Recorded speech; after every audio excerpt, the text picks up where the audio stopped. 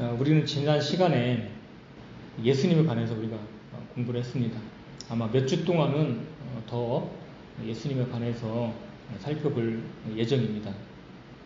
지난 시간에 우리가 예수님께서 부모님과 하나님께 순종하신 그러한 삶을 들여다보고 예수님의 그러한 삶을 우리에게 영적으로 적용해보는 시간을 가졌습니다. 인간이 하나님께 순종하는 것은 참으로 아름다운 것입니다. 본래 창조의 목적에 부합하는 것이죠. 부모님께 순종하는 것도 하나님께서 창조하신 그 가족의 원리 안에 들어있기 때문에 마땅히 행해져야 할 귀중한 덕목이죠. 무엇보다 순종은 하나님께서 계획하신 왕국의 질서에 필수 불가결한 것입니다. 하나님의 왕국에는 불순종이 있어서는 안 되는 것이죠. 순종만 있어야 되는 것입니다. 안타깝게도 아담과 하와는 하나님께서 명령하신 것을 어기는 불순종으로 말미암아서 이 세상에 죄가 들어오게 통로를 만들었습니다.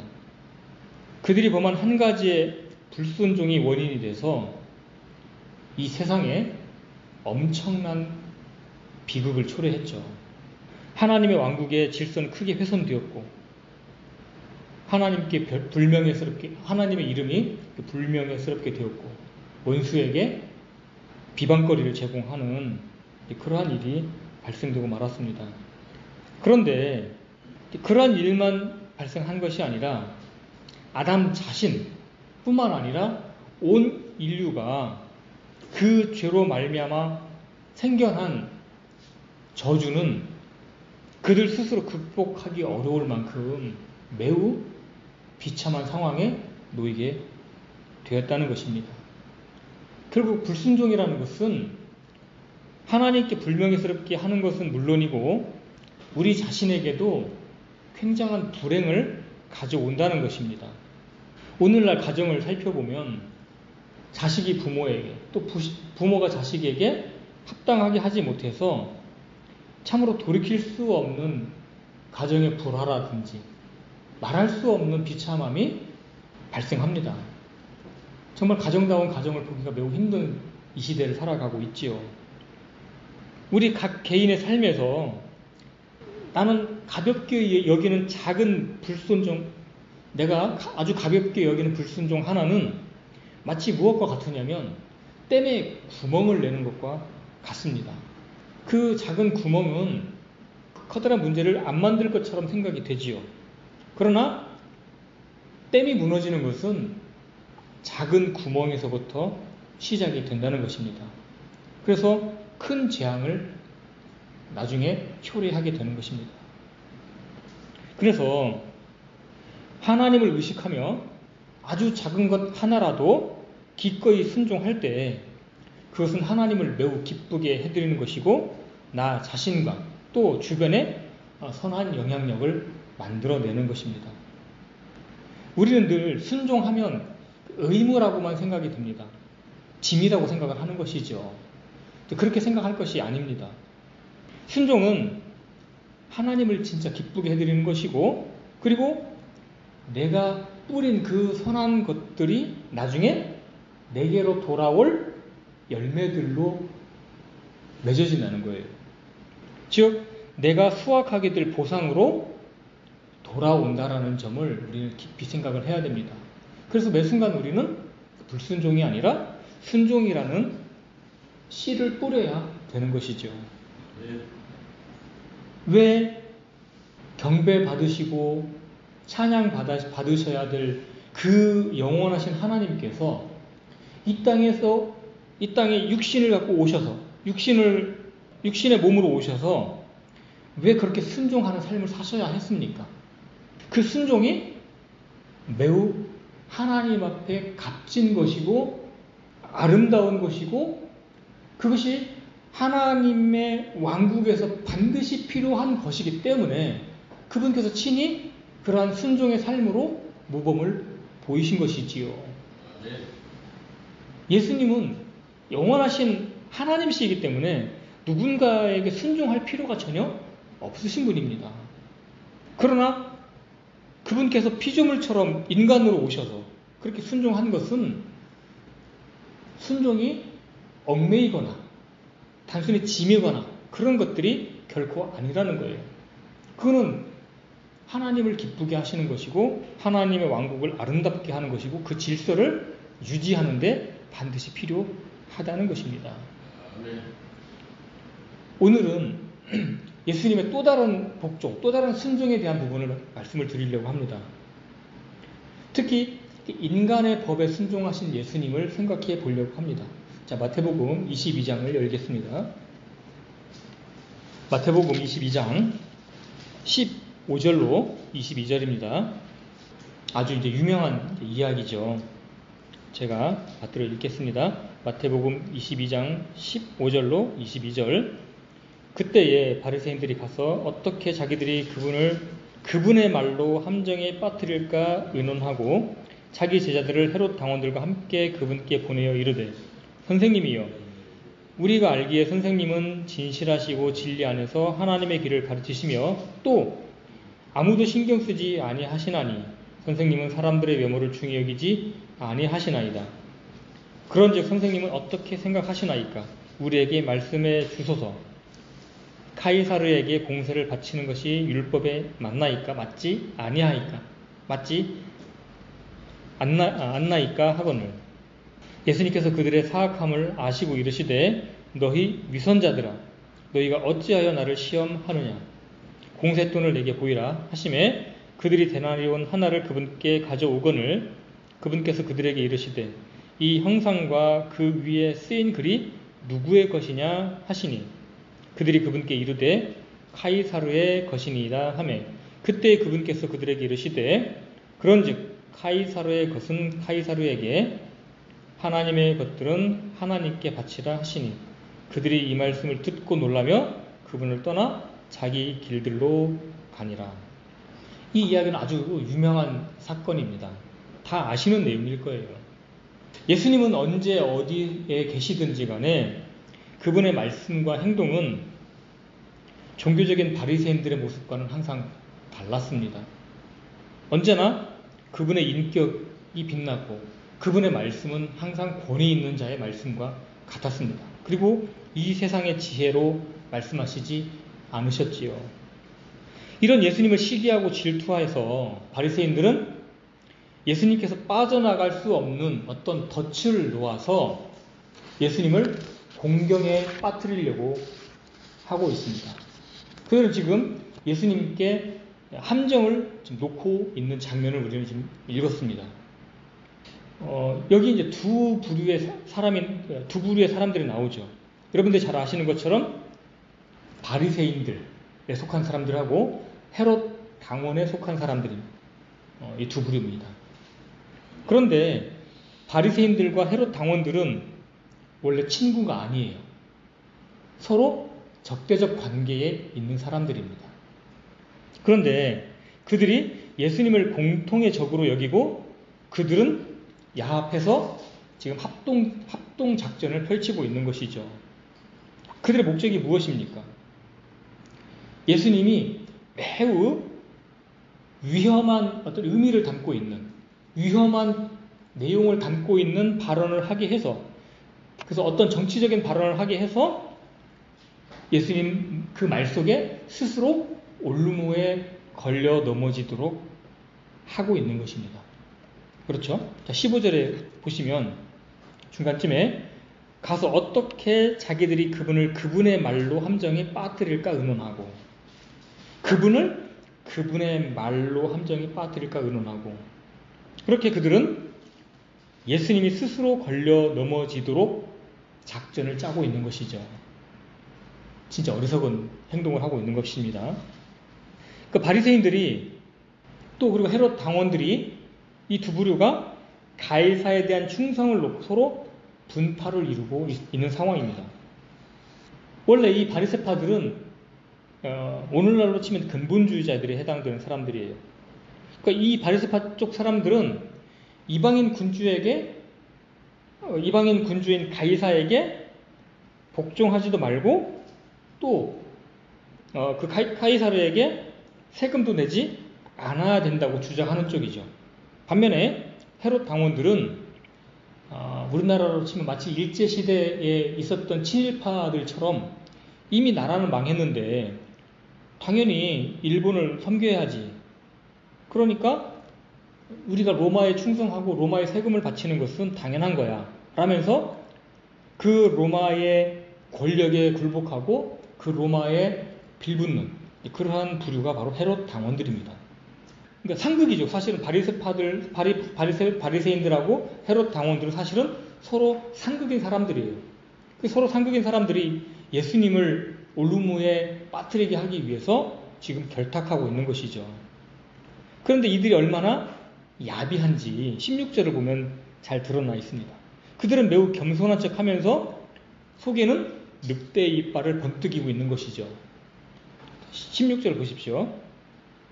중간쯤에 보면 우리가 알기에 선생님은 진실하시고 진리 안에서 하나님의 길을 가르치시며 또 아무도 신경 쓰지 아니하시나니 선생님은 사람들의 외모를 중히 여기지 아니하시나이다. 자, 이 나쁜 사람들이라고 항상 나쁜 말만 하는 건 아니에요. 좋은 말을 합니다. 근데 좋은 말의 의도가 뭐예요? 다른 목적이 꿍꿍이가 있는 거죠. 그 이단들이라고 해서 항상 틀린 말만 하는 건 아니에요. 뭐 미끼가 있는 거예요. 미끼로 쓰는 거죠. 그거를 넘어지게 하기 위해서. 이 사람들 마치 예수님께 호감이 있는 것처럼 정말 예수님을 인정하는 것처럼 이야기하면서 질문을 합니다. 교활함과 저속함이 그들 마음의 밑바닥에 깔려 있습니다. 그들의 질문은 무엇이었습니까? 17절 카이사르에게 공세를 바치는 것이 율법에 맞나이까? 맞지 아니하니까. 예수님으로 하여금 로마 황제의 지위와 권위를 얕보게 하고 깔보게 하고 그래서 마치 로마의 황제를 거절하는 것처럼 만들어서 아주 매우 곤란한 입장에 떨어지도록 하려는 것이죠. 만약 예수님께서 카이사르에게 공세를 바치는 것이 옳지 않다. 카이사르에게 세금을 안 내도 된다. 그렇게 말씀하신다면 그 말씀은 아마 헤롯 당원들을 격분시킬 겁니다. 그렇죠? 그래서 그렇게 만약에 말씀을 하신다면 로마 정부에 대한 반역죄에 해당되기 때문에 그러면 바리새인들과 헤롯 당원들은 예수님을 붙잡아서 로마 법정으로 끌고 가겠지요. 반대로 만약 공세를 바치는 것이 옳다고 말씀하시면 세금을 내야 된다고 말씀하신다면 그러한 예수님의 말씀이 예수님께서 만약 그렇게 말씀하셨다면 그것은 유대 민족주의의 적대감을 드러내는 것이죠. 그러면 이방 군주를 섬기지 말라는 율법에 어긋나기 때문에 대부분의 유대인들의 저항에 직면하게 될 것입니다. 그래서 이것을 선택해도 문제가 되고 저것을 선택해도 문제가 되는 장기에 보면 이제 외통수라고 그러죠. 외통수. 외통수에 집어넣어서 빠져나가지 못하게 하는 매우 인간의 지혜로 보면 굉장히 탁월한 지혜라고 생각을 해서 예수님을 곤란에 빠지게 하겠구나. 더 이상 도망갈 군형이 없구나. 그렇게 이 두 부류의 아주 나쁜 사람들이 예수님을 가두어 놓으려고 한 것입니다. 다시 이제 헤롯 당원들에 대해서 말씀을 잠깐 더 드리면 헤롯 당원들은 당대의 통치 권력의 핵심인 헤롯 가문의 사람들이나 헤롯 가문에 관련된 자들을 추종하는 부류예요. 그러니까 그 당시에 실세를 따르는 그런 쪽에 빌붙은 사람들인 것이죠. 반면에 바리새인들은 당시 유대교의 가장 핵심 분파인 바리새파로 율법에 관하여 핵심적 위치를 차지하고 있던 부류입니다. 칼레키 요약하자면 정치 권력과 종교 권력이 힘을 합쳐서 하나님의 아들이신 예수님을 대적하여 속이고 예수님을 올무에 걸리도록 하려는 시도인 것이죠. 그들이 합심하여 예수님을 진퇴양난의 위치로 몰아가고자 했습니다. 자, 이 바리새파들이 이제 왜 이런 주장을 하는지 한번 율법을 한번 살펴보겠습니다. 신명기 17장. 마태복음 접어 놓으시고요. 신명기 17장 14절 다 함께 읽겠습니다. 신명기 17장 14절 15절 시작. 내가 주 내 하나님께서 내게 주시는 땅에 이르러 그 땅을 소유하여 그 안에 거할 때에 이르기를 나도 내 주변의 모든 민족들 같이 나를 다스릴 왕을 세우라 하거든 반드시 주 내 하나님께서 택하실 자를 너를 다스릴 왕으로 세울지니 곧 내 형제들 가운데에서 한 사람을 너를 다스릴 왕으로 세울 것이요 내 형제가 아닌 타국인을 내 위에 세우지 말지니라. 유대인들은 타국인을 왕으로 세우지 말라는 계명을 갖고 있습니다. 그럼에도 불구하고 역대 유대 왕이나 이스라엘 왕들 중에는 자신들보다 강한 나라의 왕들에게 돈과 예물을 바친 사례들이 많죠. 예를 들면 다 찾진 않겠습니다. 열왕기하 15장에 보면 유다의 아사 왕은 주의 집의 보고와 또는 그 왕의 집의 보고에 있는 금과 은을 다 끌어다가 시리아 왕 베나데에게 줘서 그 당시에 시리아와 이스라엘 왕이 합심해서 유다를 치려고 했는데 그렇게 금과 은을 베나데에게 보내서 이스라엘과 시리아가 맺은 맹약을 깨라고 요청을 해서 그렇게 돈을 금과 은을 보내는 그런 사례도 있고요. 또 열왕기에 보면 여호아스라는 왕이 있습니다. 전쟁하러 온 시리아 왕 하사엘에게 그래도 금을 줘서 떠나도록 그렇게 간청을 한 기록도 있습니다. 또 아하스 왕은 시리아 왕 디글랏 빌레셀에게 은과 금을 예물로 줘서 화친을 맺으려고 하는 유화 정책을 펴기도 했죠. 또 우리가 잘 아는 히스기야 왕도 그때만 하더라도 이제 여러 번 이제 금과 은을 이제 주변 국에다가 이제 줬기 때문에 남아있는 금이 별로 없었어요. 그러니까 이 히스기야 왕은 성문하고 기둥에 입혔던 그 금을 뺏겨가지고 아시리아 왕에게 주어서 자신을 공격하지 않도록 그렇게 뇌물을 바치기도 했습니다. 이처럼 유다와 이스라엘 역사 속에서 그들이 하나님께 대한 믿음이 없었을 때 그들은 비굴하게 이방 나라의 왕들에게 예물을 보냈고 머리를 조아렸던 기록들이 상당히 많습니다. 그것이 그들의 역사예요. 지금 예수님 당시에 유대인들이 로마의 지배를 받는 원인은 그들의 타락과 배교로 인한 결과입니다. 그들이 올바른 신앙을 했는데도 하나님께서 의도적으로 로마의 속국이 되게 허락한 것이 아니죠. 그들의 타락과 배교가 원인이 되어서 그것 때문에 이스라엘의 배교와 그들의 불신앙 때문에 하나님께서 미리 아심과 허락하심을 통해서 그러한 일들이 발생한 것입니다. 또한 그것을 미리 아셨고 예언서에 기록을 해놓으셨죠. 하나님의 기뻐하시는 뜻이라기보다는 하나님께서 허락하신, 즉 이스라엘의 배교의 상태에 따라서 허용하시는 뜻에 따라서 그들이 로마의 지배에 놓이게 된 것입니다. 예수님은 이렇게 악의적인 모렴치한 어떤 의도를 가지고 질문하는 그들의 속셈을 다 알고 계셨습니다.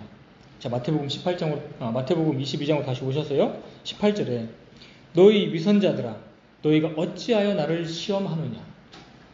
예수님은 단번에 그들의 의도와 그들의 마음을 다 아셨습니다. 그들을 위선자라고 책망하시면서 그들이 원하는 정치적 목적과는 다르게 답변을 하셨습니다. 공세 돈을 복이라고 말씀하셨죠.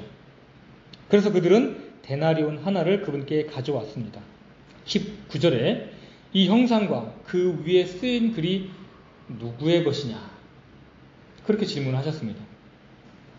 여기서 이제 그 데나리온이라고 되어 있는 영어 표현에는 펜이라고 되어 있습니다. 펜이. 그래서 어떤 사람들은 왜 영어에는 펜이라고 되어 있는데 왜 데나리온이라고 번역을 했느냐? 영어 킹제임스 성경을 그대로 번역하지 않았느냐라고 따지는 분들이 있습니다. 그런데 사실 고대에 쓰였던 페니는 그리스어와 데나리온과 같은 의미로 통용되었었습니다. 그래서 펜이라고 번역을 해도 문제가 안 되고요. 데나리온이라고 번역을 해도 문제가 안 되는 것이지요. 더군다나 오늘날의 동전과는 다르게 그 페니는 은화였습니다. 은화. 그 데나리온도 은화였죠. 그리고 그 페니는 그 데나리온은 당시 로마 군인의 하루 일당 정도의 가치가 있었다고 합니다. 이 동전에 로마 황제의 이름과 그의 머리의 형상이 새겨져 있었습니다. 예수님께서 그들에게 이 형상과 그 위에 쓰인 글이 누구의 것이냐고 물으셨습니다. 그들은 동전에 새겨진 그대로, 동전에 있는 그대로 카이사르의 것이라고 대답할 수밖에 없었죠. 그때 예수님께서 마태복음 22장 21절에 있는 말씀에 따라서 카이사르의 것들은 카이사르에게, 하나님의 것들은 하나님께 바치라고 말씀하셨습니다. 그 동전에 새겨진 것을 볼 때마다 그 유대인들은 이방 권세와 조세권 아래 있음을 괴롭게 상기시켜 주신 거예요. 그 동전에 그려져 있는 형상과 문구를 통해서 그들은 어느 권세 아래에 있는지, 또 누구에게 세금을 바쳐야 되는지를 그들에게 상기시켜 주신 것입니다. 그들에게 깨닫게 해주신 거예요. 즉 그들이 보인 그 데나리온에는 그들이 로마의 속박 아래 있음을 인지하라는 것입니다. 그리고 그렇게 된 원인이 바로 그들의 조상, 또 그들의 죄 때문에 그러한 속박 아래에 놓여 있는 것을 기억나게 하시는 것이죠. 만약 그들이 또는 그들의 조상들이 하나님께 신실했다면 카이사르에게 공세 바치는 일은 결코 일어나지 않았을 것입니다. 이처럼 카이사르의 것들은 카이사르에게, 하나님의 것들은 하나님께 바치라고 하신 주님의 답변은 전혀 그들의 지혜 속에는 존재하지 않았습니다. 전혀 그들이 예상할 수 없었던 그러한 답변이었죠. 이 형상과 그 위에 쓰인 글이 누구의 것이냐? 예수님의 이 질문은 이제 덫을 놓으려 했던 바리새인들과 헤롯 당원들에게로 되돌아 가버렸습니다. 바리새인들은 오직 하나님께만 바쳐야 한다고 생각했는데 이제 카이사르의 것은 카이사르에게 바쳐야 한다는 주님의 답변에 그들은 고민하게 될 수밖에 없었던 것이지요. 반면에 헤롯 당원들은 그들이 로마의 지배 아래에 있었기 때문에 로마에는 세금을 냈지만 하나님께는 내지 않았던 그들의 모습이 드러났기 때문에 그들 역시 스스로 덫에 걸리고 말았습니다. 바리새인들은 로마 전국에 세금을 내는 조세를 저항을 했고, 헤롯 당원들은 나는 로마에 내고 있기 때문에 하나님께 성전세를 내지 않아도 된다라고 하는 그러한 인식이 있었는데, 양쪽 다 그러니까 그들이 결탁해서 예수님을 올무에 갇히도록 하려고 했는데 이제 예수님의 답변 속에서 그들이 덫에 걸리고 말았습니다. 그들은 고민할 수밖에 없었던 것이지요. 무엇보다 그들의 인생, 그들의 삶에 대한 하나님의 요구를 그들이 거절해왔던 것이 드러났습니다. 그러한 명백한 증거가 무엇입니까? 하나님의 정확한 형상이신 예수님께서 지금 그들 앞에 계시지만 그들은 그들의 지혜로 창조주를 시험하고 있기 때문에 그렇습니다. 만약에 제사장들이나 카이사르가 그곳에 있었다면 그들은 합당한 자리를 내어주고 존경을 표했을 것입니다. 그러나 창조주이신 예수님이 그곳에 계셨지만 그들은 전혀 그러한 태도를 보이지 않았습니다. 그들의 지혜가 얼마나 영적으로 어두웠는지 적나라하게 드러나고 있는 것이지요. 예수님의 이 말씀은 그들의 양심을 정확하게 비추었습니다. 그렇지만 그들은 그 말씀을 듣고 자기 길들로 떠나버렸어요. 참으로 어처구니 없는 상황입니다. 공세내는 문제에 대해서는 이미 마태복음 17장 24절 이하에 나와 있습니다. 제자들과 예수님이 가버나움에 이르렀을 때 공세받는 자들이 베드로에게 너희 선생님은 공세를 내지 아니하시느냐라고 물었을 때 베드로는 내신다, 그렇게 답변을 했죠. 자, 한번 살펴볼까요? 앞으로 넘겨서 마태복음 17장 25절, 제가 빠르게 읽겠습니다. 마태복음 17장 25절로 27절. 그가 이르되 내신다 하고 집에 들어가며 예수님께서 그보다 먼저 이르시되 시몬아, 내 생각은 어떠하냐? 땅의 왕들이 누구에게서 관세나 공세를 걷느냐?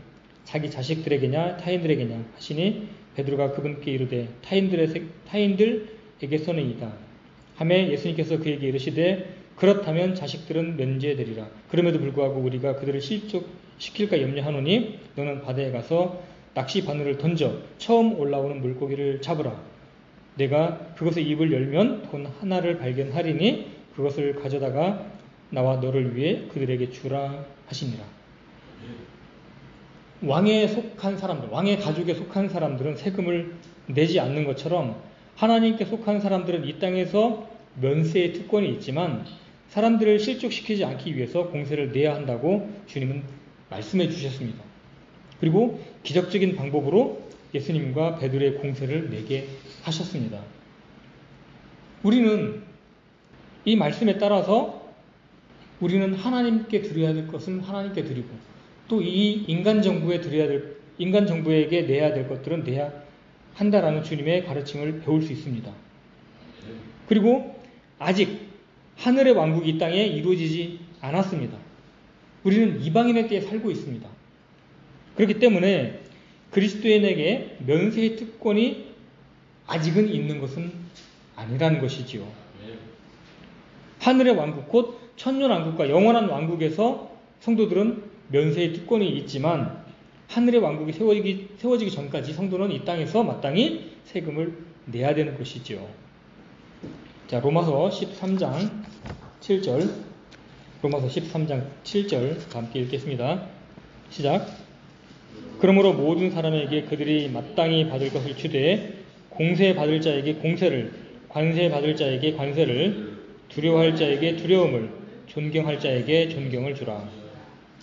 주님의 대답은 권력자들에게 마땅히 세금을 내야 한다는 것입니다. 물론 하나님께 대한 의무도 마땅히 행해야 하는 것이죠. 하나님의 것들은 하나님께, 카이사르의 것은 카이사르에게 내야 되는 것입니다. 국가 지도자들은 하나님의 일꾼입니다. 그들이 책임있게 행하든 그렇지 않든 간에 하나님의 일꾼인 것은 분명합니다. 심지어 구약 성경에서 이방왕 느부갓네살 왕을 하나님은 나의 종이라는 표현을 썼습니다. 왜 그랬습니까? 이스라엘 백성들이 하나님께 순종하지 않았기 때문에 그들을 치는 목적으로 들어 쓰셨기 때문에 느부갓네살 왕을 내 종이라고 표현을 하셨습니다. 그들의 삶이, 국가 지도자들의 삶이 또는 행실이 좋든지 그렇지 않든지 간에 하나님께서 섭리 가운데 허락하신 일이기 때문에 그렇습니다. 자, 다니엘서 2장으로 보겠습니다. 다니엘서 2장 21절 제가 읽겠습니다. 그때에는 때와 시기를 바꾸시며 왕들을 패하시고 왕들을 세우시며 지혜로운 자에게 지혜를 주시고 영철을 아는 자들에게 지식을 주시는도다. 이처럼 하나님께서는 인간 정부를 세우기도 하시고 패하기도 하시고 우리가 인간 역사에 나타난 수많은 패륜과 왕들의 횡포 또는 실패, 국가의 흥망성쇠 등 모든 것을 우리가 완전히 이해할 수는 없습니다.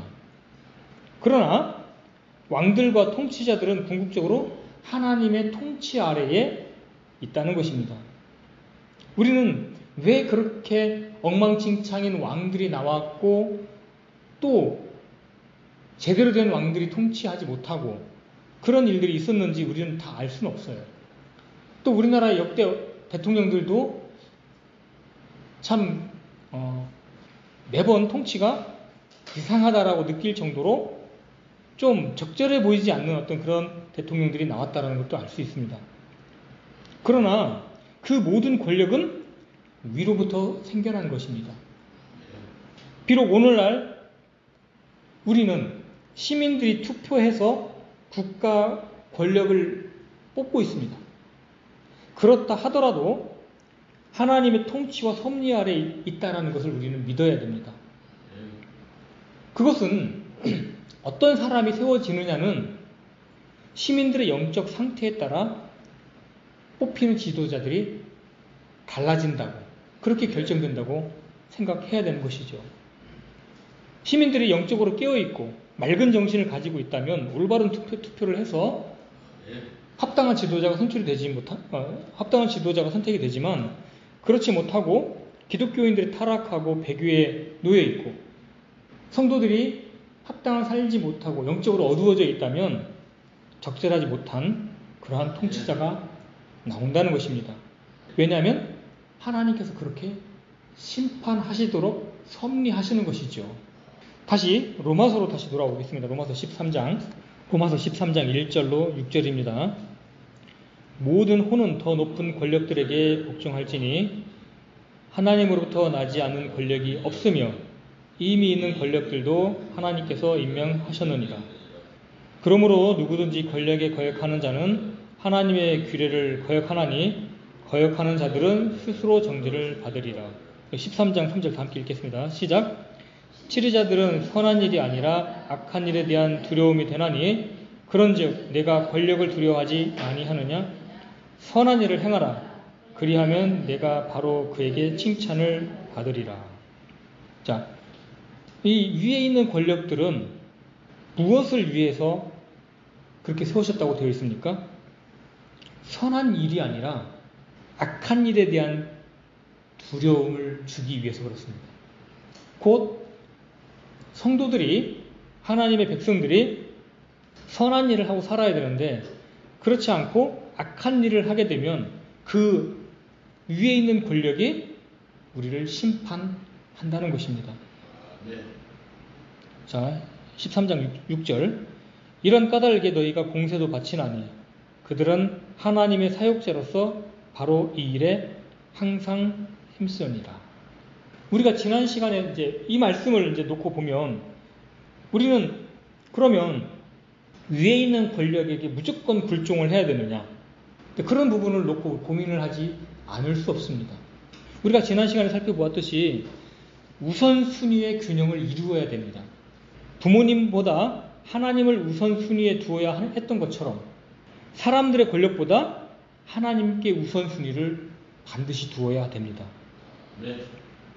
인간 권력에 순종하는 것은 하나님을 두려워하고 섬기는 것과 충돌되어서는 안 될 것입니다. 자, 비슷한 말씀이죠.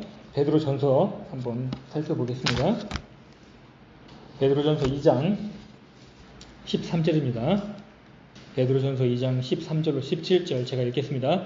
주를 위해 사람의 모든 규례에 복종하되 왕에게는 최고 권위자에게 하듯 하고 총독들에게는 악을 행하는 자를 징벌하고 잘 행하는 자를 칭찬하기 위해 그가 보낸 자들에게 하듯 하라. 그리하면 하나님의 뜻이니 이것은 너희가 잘 행함으로 어리석은 자들의 무식한 말을 잠잠하게 하려 함이라. 너희가 자유로우나 너희의 자유를 악을 덮는 도구로 쓰지 말고 오직 하나님의 종들로서 행하라. 모든 사람을 존경하며 형제들을 사랑하고 하나님을 두려워하며 왕을 존경하라. 예수님께서 마태복음 22장에서 말씀하셨던 것처럼 하나님의 것들은 하나님께 바치고 카이사르의 것들은 카이사르에게 바치라고 하셨습니다.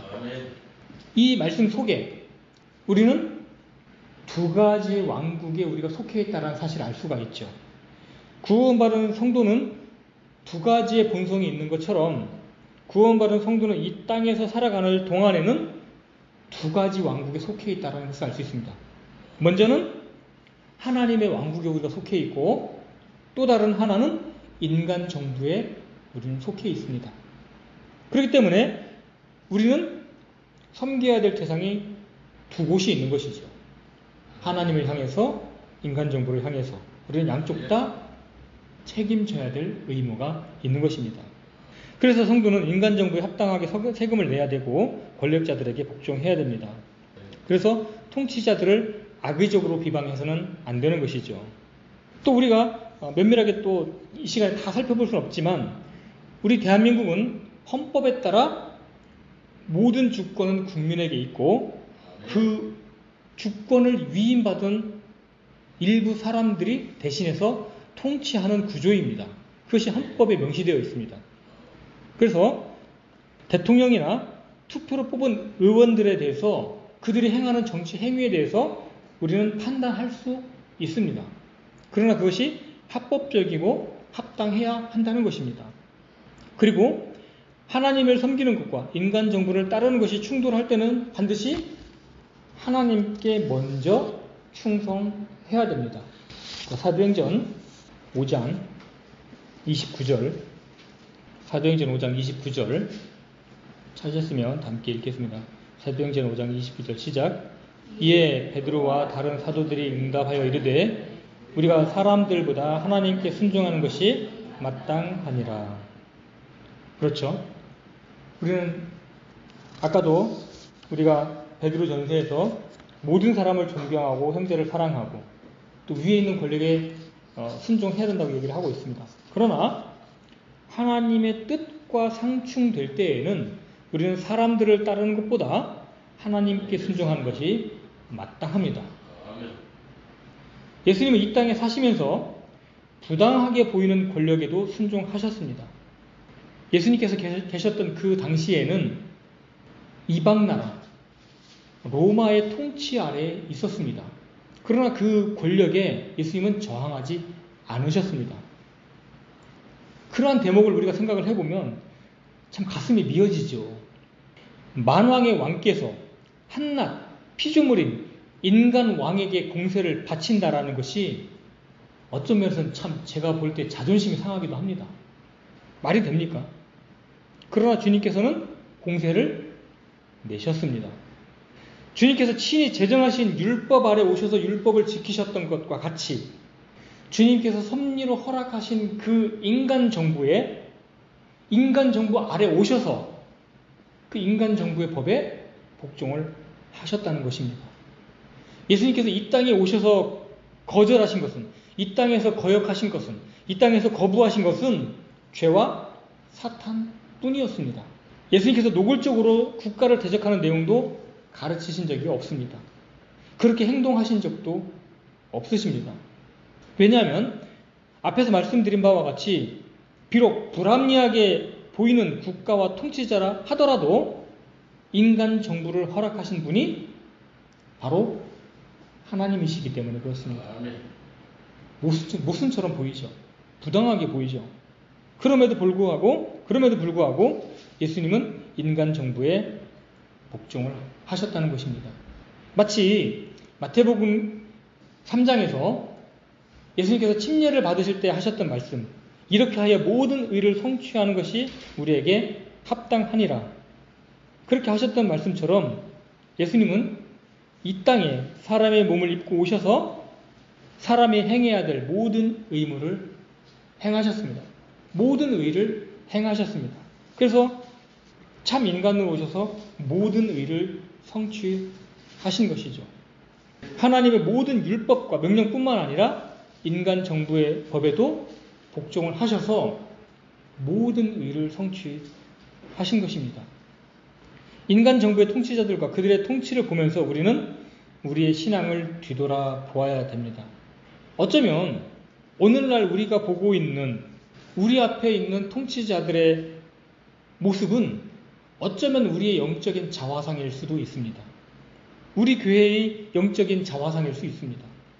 우리가 하나님 앞에 그처럼 비참하고 엉터리로 신앙생활을 하고 있지는 않은지, 정부의 모습을 보면서 우리가 회개해야 할 그러한 면들이 많지 않은가, 우리의 영적인 상태를 점검해 볼 필요가 있다는 것입니다. 그래서 우리는 권력자들이 올바르게 잘 통치할 수 있도록 기도해야 됩니다. 그것이 야당이든 여당이든 어떤 당이 집권을 하게 되든지 간에 우리는 통치자들을 위해서 기도를 해야 되는 것이죠. 자, 디모데전서 2장으로 가겠습니다. 마지막입니다. 디모데전서 2장 2절. 디모데전서 2장 2절 3절 함께 읽겠습니다. 시작. 왕들과 권위를 가진 모든 사람을 위하여 하라. 이것은 우리가 전적으로 하나님을 따르며 정직한 가운데 조용하고 평화로운 삶을 살고자 함이라. 이것은 하나님 곧 우리의 구원자의 눈앞에서 선하고 받으실 만한 것이니라. 이제 1절을 읽었어야 되는데 1절에 그러므로 내가 분명하노니 무엇보다 먼저 모든 사람을 위하여 간구와 기도와 중보와 감사를 드리되 왕들과 권위를 가진 모든 사람을 위하여 하라. 이것은 우리가 전적으로 하나님을 따르며 정직한 가운데 조용하고 평화로운 삶을 살고자 함이라. 우리는 무능한 정부를 비판만 하고 지적만 하는 경향이 있습니다. 그렇게 하면 우리 혼에 아무런 유익이 없습니다. 왜 그러냐면 그렇게 우리가 통치자들을 위해서 기도를 해야 되는 이유는 디모데전서 2장 2절에 있는 말씀처럼 하나님을 따르면서 정직한 가운데 조용하고 평화로운 삶을 살기 위해서는 통치자들을 위해서 기도를 해야 한다는 것입니다. 오늘은 예수님께서 말씀하신 하나님의 것들은 하나님께, 카이사르의 것들은 카이사르에게 바치라는 말씀을 통해서 우리가 구원받은 성도가 두 가지의 신분을 소유하고 있는 것처럼 우리는 이 땅에서 살아가는 동안에 두 개의 왕국에 속해 있고 두 개의 왕국에 대한 책임과 의무가 양쪽 다 있다라는 사실을 기억하고 또 예수님께서 보여주셨던 그러한 순종의 삶을 살아가는 것이 마땅하다라고 생각이 됩니다. 그래서 오늘은 예수님의 순종하신 부분을 국가에 대한, 이방 정부에 대한 그런 측면으로 살펴보았습니다. 또 이어지는 또 다음 시간에는 또 다른 측면으로 예수님의 삶에 대해서 살펴보려고 합니다. 이상 마치겠습니다.